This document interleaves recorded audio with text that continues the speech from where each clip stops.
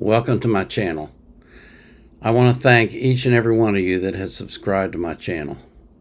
I'm thankful for all the people that like my videos, that comment on them, and that share them. I'm amazed by the amount of traffic that I'm getting, and I'm very thankful for it. I really am.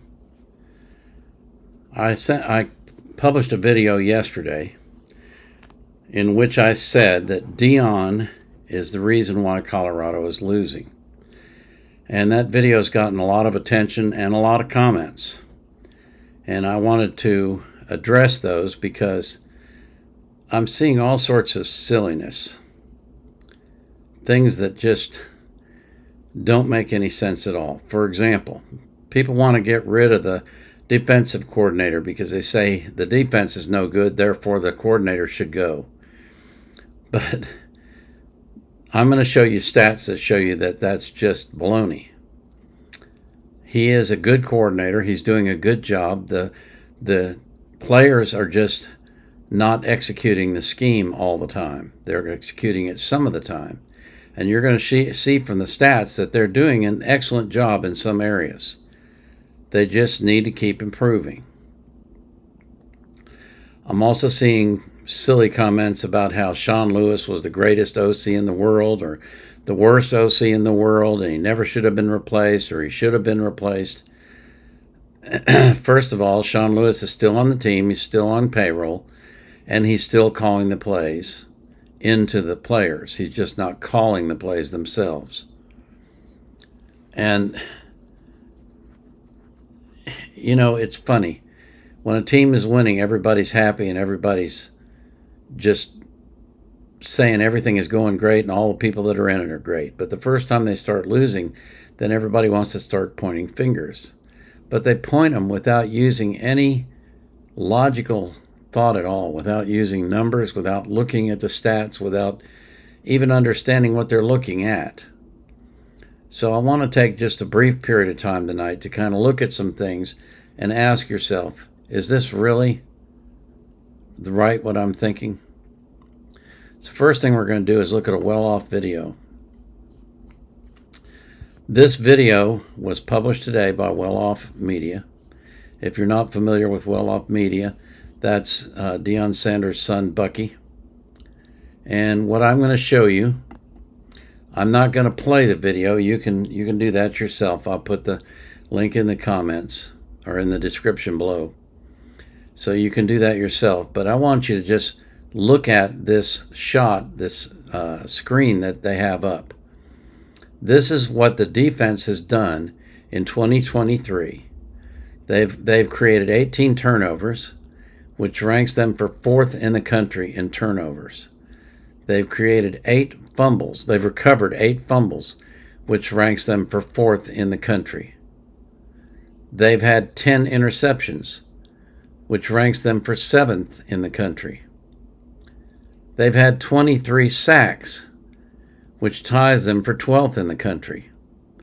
And they have a 36% stop rate in the red zone, which ranks them 14th in the country. So while the overall defense has not been good, and they have struggled, and at times they've struggled mightily, they have accomplished some great things. They have really done a good job in some areas, especially in the area of turnovers. And they're not doing bad for sacks. I was surprised by that number because my impression was they weren't doing that well, but they are. They're ranked 12th in the country in sacks. So when you want to point fingers and you want to say, hey, we need to get rid of this guy, stop and think about what you're saying.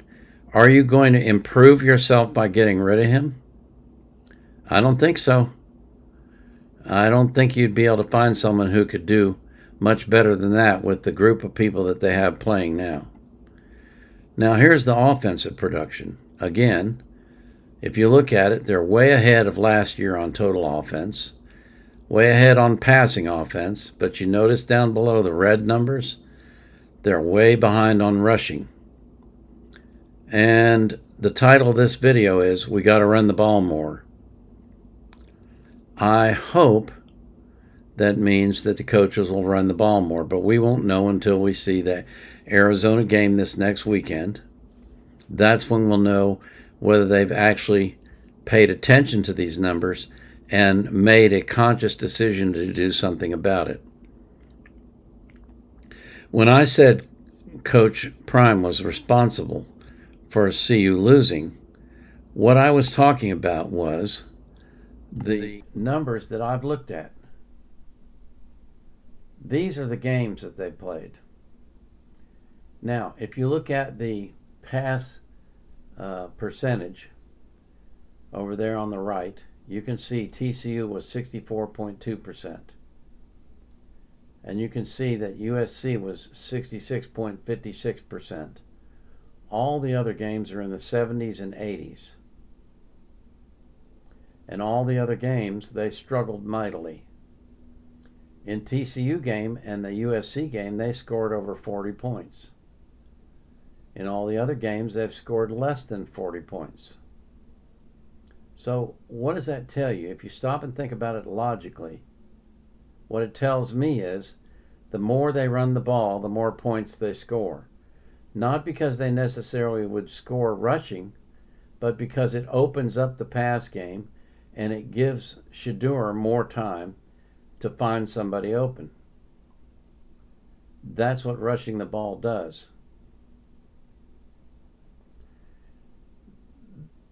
And that brings me to another subject that I've seen a lot in comments on social media. There are several claims that are made. One is that Shedeur is not a good quarterback. Well, the numbers tell you that Shedeur is an excellent quarterback. And not only that, he's probably the best quarterback in the NCAA today. The reason I say that is because he's ranked third behind two other quarterbacks in the quarterback rankings. And he has been under far more duress than the other quarterbacks who are ahead of him. If he had a good offensive line that was protecting him, he would be by far number one in the stats and number one in the NCAA, and he would probably be a Heisman candidate. If they can get offensive line players like they say they're going to be able to get for next year, Shedeur is going to be a barn-burning quarterback. He's going to set records. If you don't think that's true, you're not looking at the numbers. You're basing your decision on emotion only. I also see that the silliest of them all, which is that somehow Prime is trying to pad his son's stats so he can make it in the NFL. Okay. Right now, Shedeur is a first-round draft choice. Right now. Okay? First round. So what does he need to pad his stats for? And secondly, why would Deion put his son at so much risk just to pad his stats? It doesn't even make sense. This is the same coach who sat his son Shiloh during the championship game, which they lost because Shiloh missed a meeting. He doesn't play favorites. He doesn't favor certain players and give them extra playing time. You will play for Deion Sanders if you are disciplined and if you practice well and you do your studies in school well. And if you don't, you won't. It's that simple. Yeah, he's got some talented people sitting on the bench. Everybody's screaming and hollering about Cormani McLean. Well, when Cormani gets mature enough to go to class, to study film, and to attend practices, he'll get his playing time.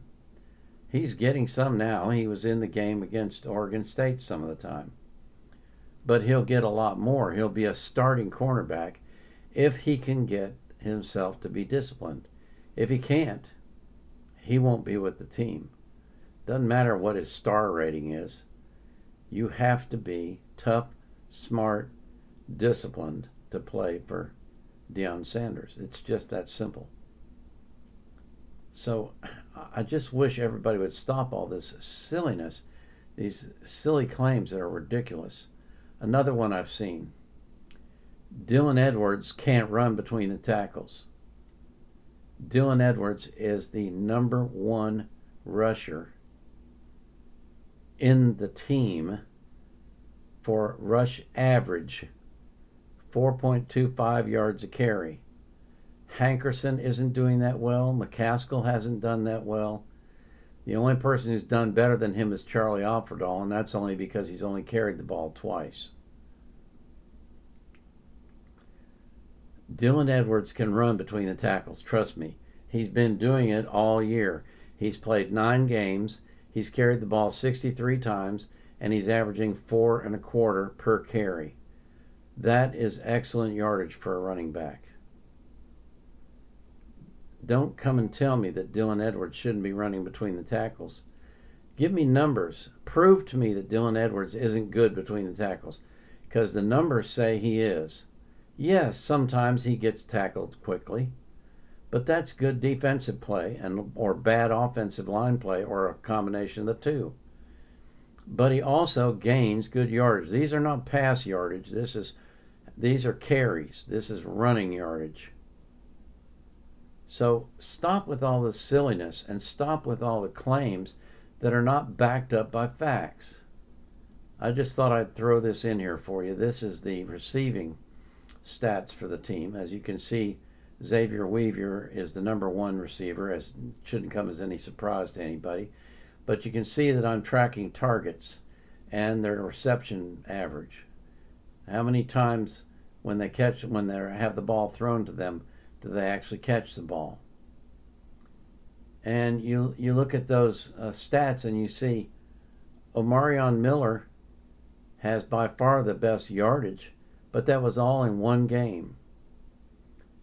He's had 17 targets, and he's caught the ball 10 times. Okay? Am I looking at that right? Miller? Yeah, 10 receptions, 17 targets, 58%. The first game that he played, when he came out and he did so well and everybody got, how come he isn't playing every game?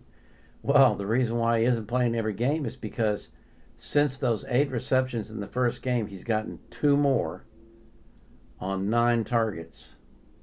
That's horrible. That's why he's not playing more.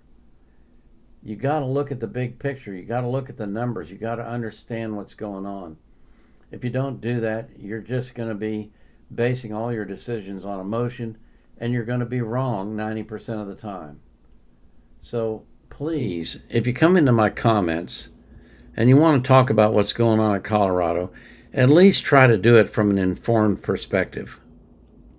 Try to get the numbers in your head first, and then come at me and give me the reason why you think I'm wrong in what I'm saying. I don't think I'm wrong. I'll listen to anybody, and you can try to prove me wrong, but you're not going to do it with emotion and with baloney. You got to come at me with numbers and with facts and say, look, this is what's really going on.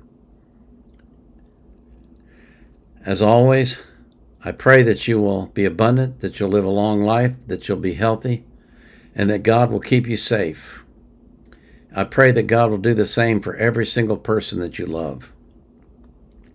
And I pray that you'll be anxious for nothing, but in all things, through prayer and supplication, with thanksgiving, you'll make your requests known to God. And the peace that passes all understanding will keep your heart and mind in Christ Jesus. This is the Vietnam Era Vet, out.